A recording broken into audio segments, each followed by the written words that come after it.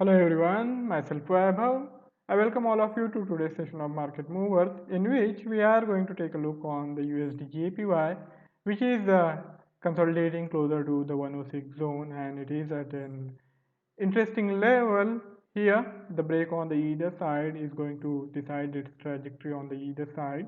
So we will see what are the levels to watch out for in today's session and in coming sessions.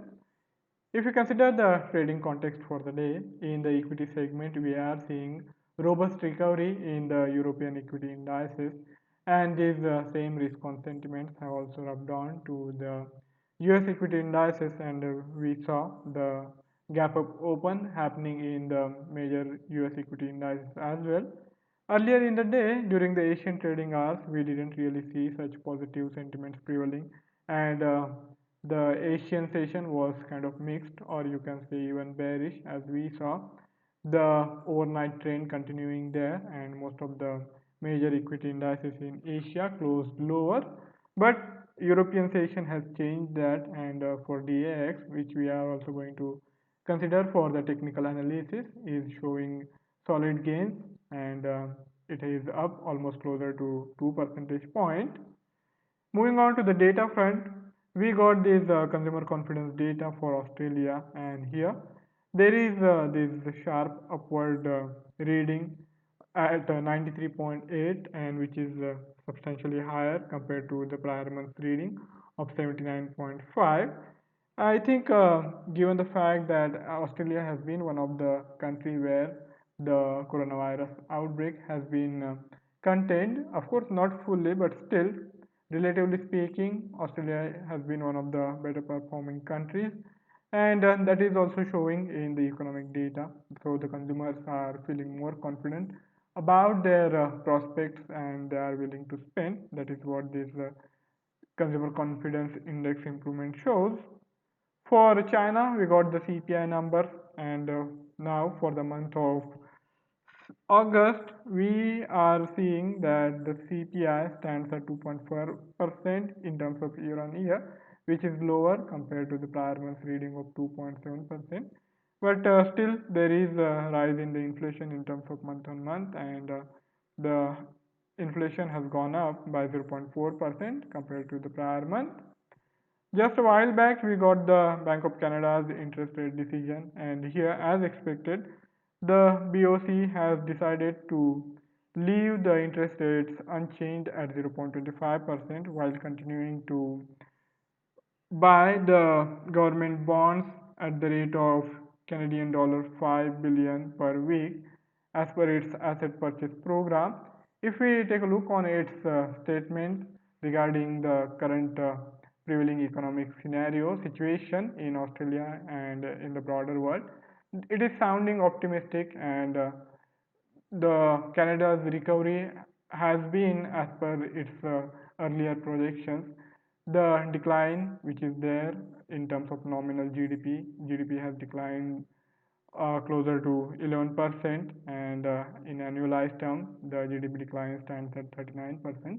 But these figures are pretty much in line with the central bank's expectations. So because of that, the Bank of Canada is not too worried, and it feels, given the accommodative stance of monetary policy, there is there are chances of economic recovery taking place in the second half of this year.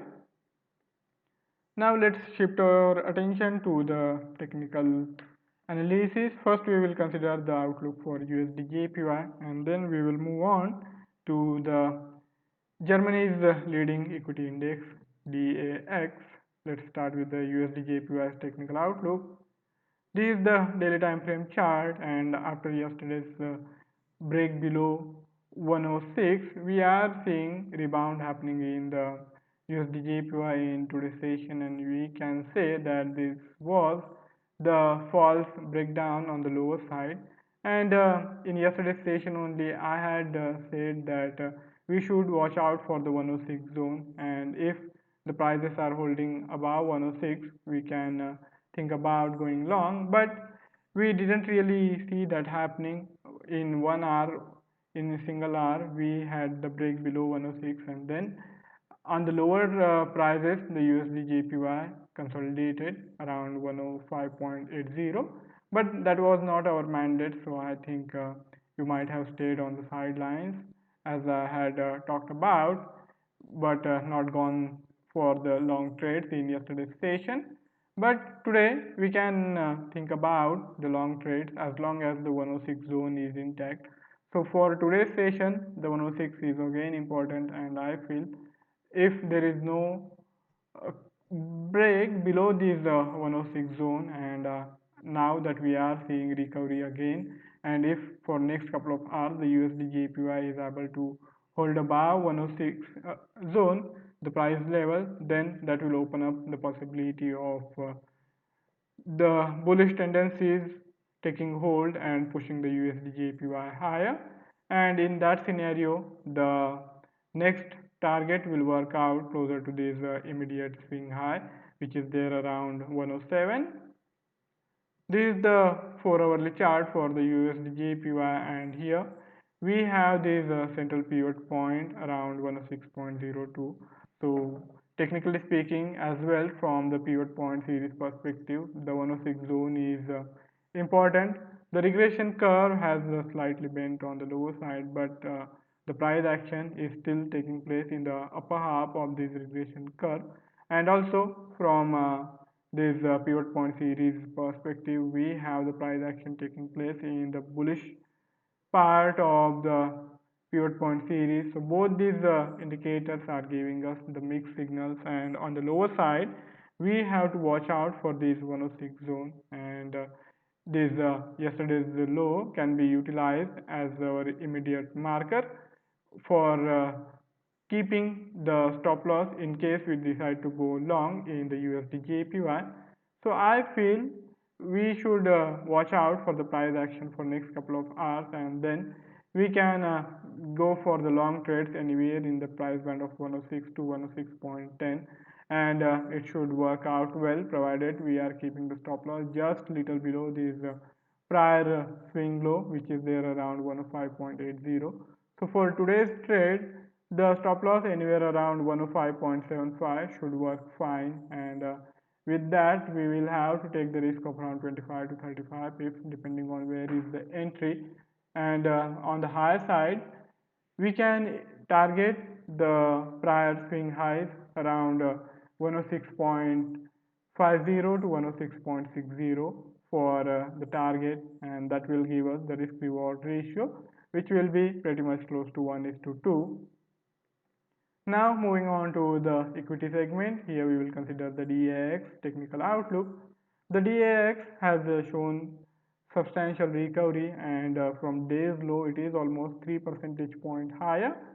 The day's low was closer to 12,800, and now the DAX is trading above 13,100.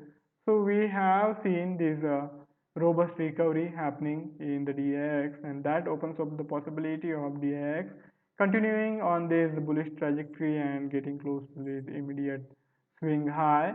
The Fibonacci expansion, 100% Fibonacci expansion of its prior rally. So we are looking at the possibility of DAX going close to 13,500 in next couple of sessions if today's upward momentum sustains. So here for us, the price zone of this prior swing lows, now the today's low only, and here this central pivot point of this month's pivot point series are also going to be of crucial importance, and we can use these levels as our crucial marker, and we can keep the stop losses closer to this zone. And on the higher side, the immediate resistance is likely to come close to this prior swing high, which is there around 13,500. We also have the first resistance of this month's pivot point series. So taken together, we have these two factors on the upside which can act as immediate resistance while the DAX continues to move on the higher side.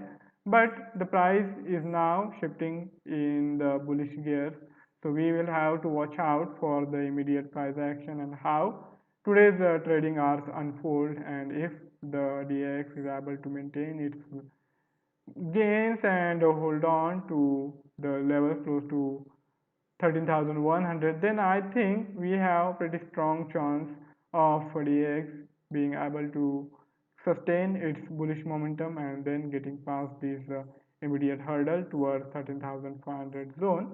And if that is going to happen, we have to watch out for this confluence zone of 50, 100 and 200 SMA, which is there in the price band of 13,000 to 13,100.